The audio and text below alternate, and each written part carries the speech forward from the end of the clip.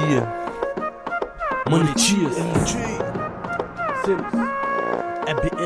Fisken, det har ligesom været mit andet hjem.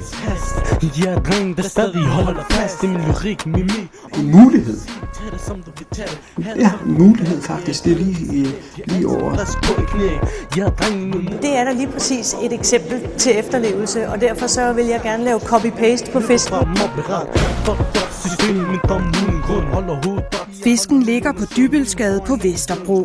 Stedet er en forening og fungerer som et åbent værested for unge mellem 13 og 19 år. Bare sæt her lige ved siden af mig. Gürkan på 19 år er kommet i Fisken, siden han var 13. Hver gang jeg har haft problemer med min skole og andre private ting, så er jeg altid kommet ned til Fisken. Ilja er den daglige leder af Fisken. Det har han været siden 2003. Nogle ser mig måske som en storbror, andre ser mig som en streng leder. En anden gruppe måske ser mig faktisk som en rollemodel. Nogle andre, det kan godt være, jeg har ikke hørt nogen sige det, men det kan godt være, at nogen synes, jeg er nar. Altså det er jo ikke det, der er vigtigt, at jeg er stabil for dem. Ilja jo, han er sgu ligesom min far for mig jo.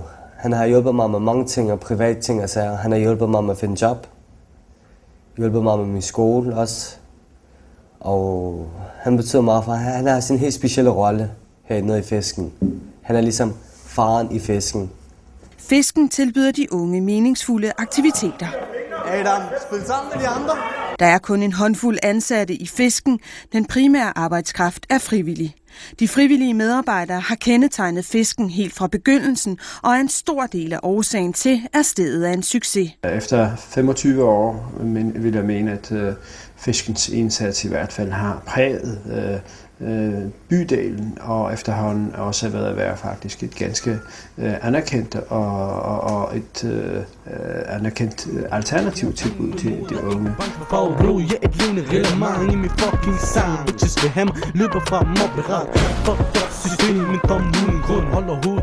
Simon er en af Fiskens drenge. Han drømmer om en karriere som musiker. Han og vennen Abdul udgør gruppen Money Cheers Crew. Simon og Abdul, der kalder sig Sims og ABL, øver sig på deres nyeste nummer. Om få timer skal de på scenen sammen for første gang. Vi har ikke rappet i et stykke tid, og så der er gået cirka et halvt år, hvor vi ikke har set hinanden, fordi Simon har været inde og sidde. Så han kom ud, så har vi lavet en sang for at prøve at fortælle, at vi er tilbage igen.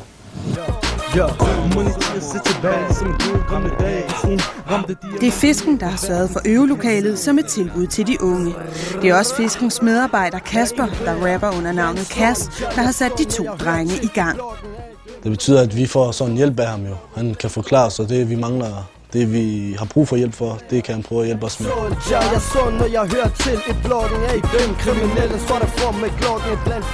Jens Johansen er præst i Mariakirken. Han har været en af de bærende kræfter i Fisken helt tilbage fra de første år. Det var nummer 5, ikke? Jo, det var i Lillistegade 5. Jamen det var enestående. Der var ikke noget andet sted, der var sådan i hele landet. Og derfor var der også meget stor interesse om det. Fordi det var en ny måde at lave et tilbud til børn på, og unge, som det jo viste sig at være, ikke? Fisken kom til verden i 1984 som et tilbud til de børn, der havde svært ved at forene sig med rammerne i Vesterbros offentlige tilbud.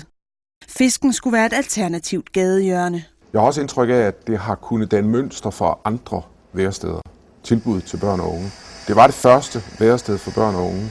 Det var helt uhørt, da det startede, at man kunne lave sådan noget. Men det gjorde man så.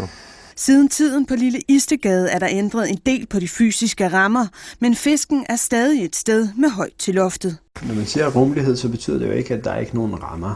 Altså rammer, bare for ligesom at nævne nogen, men det er, at vi har en åbningstid, vi har en aldersbegrænsning, vi har de aktiviteter, vi har her, det er jo, at man skal som regel bidrage til, for eksempel, hvis jeg bare tager aftensmaden, som har faktisk været den gennemgående tilbud, som Fisken har haft i 25 år. Hver aften tilbyder Fisken aftensmad til dem, der har lyst. Fisken stiller rammerne til rådighed, men det er de unge selv, der står for madlavningen med hjælp fra medarbejdere og frivillige.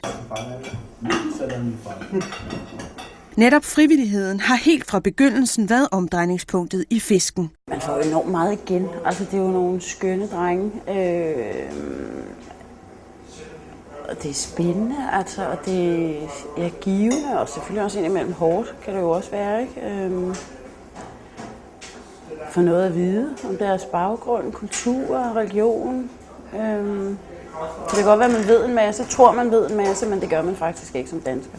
Hvis de ikke havde været her for vores skyld, eller for min skyld, jamen hvem skulle så have været for min skyld? Det vil sige, i virkeligheden så er det dem, der ligesom har sat mig i den vej, som jeg går i dag. MT, der giver ikke en fuck, bliver videre, ryger aldrig lidt tilbage i branchen. Kriminel, der står der for med klokken, blandt flokken. Jeg er ikke en player. Simon og Abdul er på vej hen til ungdomskoncerten Word, der arrangeres af Sydhavnens Ungeråd. Her skal de for første gang optræde sammen, og drengene begynder så småt at blive nervøse.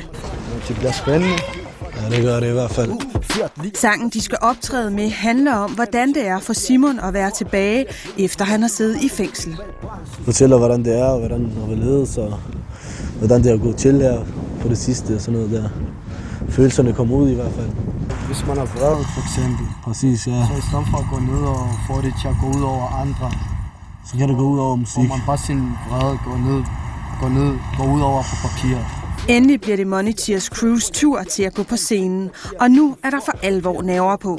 Man kan godt mærke det i maven. Præcis, der er så mange mennesker deroppe, så det er ikke ligesom før, når det er tomt. Præcis. Nu er det gælder. Præcis. Hvor stolthed er holdt sammen, er træt og larm, er fake rapper, der kommenterer og kritiserer, som man skulle tro, at